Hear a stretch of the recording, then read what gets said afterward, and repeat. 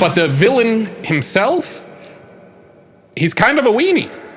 And that's okay. Greetings, mortals. I am no monster. In fact, we're not so different, you and I. There are few worse feelings than running a dramatic encounter in one of your games and getting the sense that your players just don't care. Whoever this monster or villain is, they don't really care one way or the other. They're just playing through the slog of combat to defeat it and move on to the things that they actually want to do. Or they only care about it for the XP. For me, someone who desires to evoke drama in my games, that's just incredibly discouraging. But have no fear, for I am here today to give you 3 qualities that if you give them to your villains and you portray them in this way, they will be a villain that your players love to hate. So,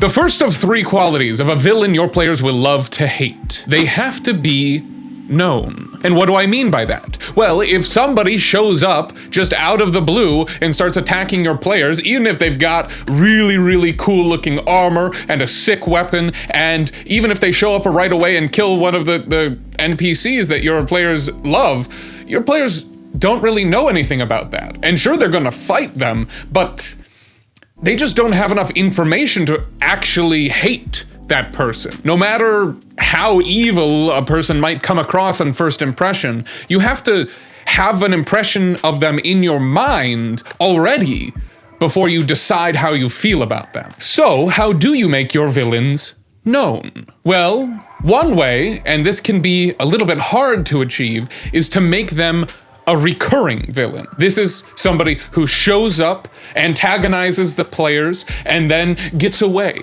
and then manages to come back and continues to do so. Maybe even more than 2 times. Maybe they're a recurring villain throughout the entire campaign. You can accomplish this in a couple ways. One is by bringing this villain into the scene when it is way above your player's skill level to even attempt to deal with them, but that's difficult because especially in a game like 5e, they're gonna try anyway, and then you don't want to kill your players with an incredibly over-leveled, boss monster just because they didn't know to not fight this because it's too powerful.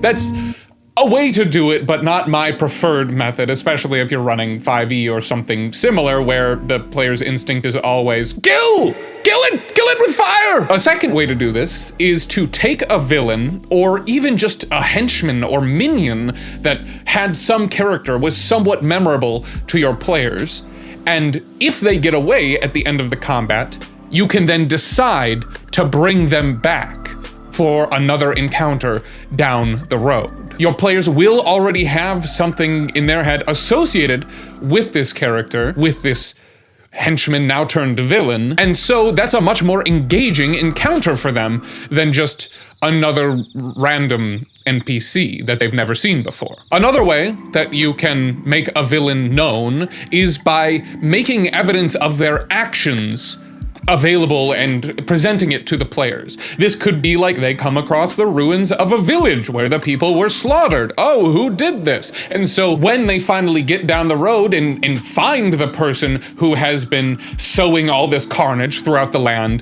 they already have an opinion of this person. And usually you want to give them more information rather than less. Have a survivor there to tell them the name and description of this villain so that they kind of have a name associated with this carnage, with this villain that they can assume that they will eventually be facing. And finally, and this is a dangerous one because you don't want to lose your players' trust, you can take a friend, ally, or probably safest, just an acquaintance of the player characters and turn them into a villain. Whether it be a betrayal, or they were a turncoat the whole time, or whether it be, hey, you had a disagreement with them, and now they've decided that disagreement bothered them enough that they're going to be a direct antagonist to the player characters. A villain, because of the actions of the player characters. And that's a great way to show the player characters that they have agency, is to create a villain based on their actions.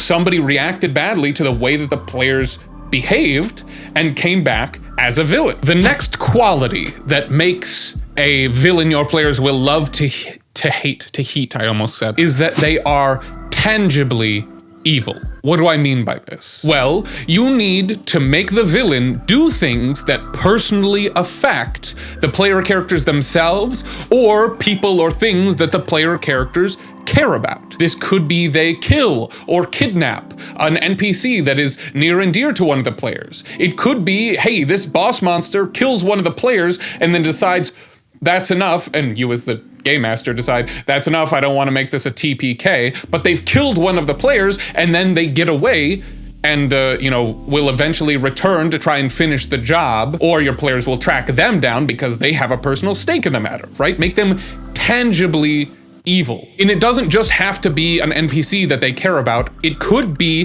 though this would be less emotionally effective in storytelling, it could be that they destroy something that the characters are familiar with, right? If there's a tavern that the player characters always go back to after they've finished each adventure, and that's the place where they have their drinks and have their bard tell their tales to spread their legend far and wide, and they've kind of befriended the barkeep, and it feels like home to them. If you destroy that place, even if you don't kill the barkeep or anyone involved, but if you burn down that tavern, that is going to affect the players. That is going to make them want to get the person who burned down their favorite hangout spot. The third and final quality that you need to make a villain that your players love to hate is make them a jerk. Counterintuitively, horrific acts of evil and destruction register far less with us emotionally than simple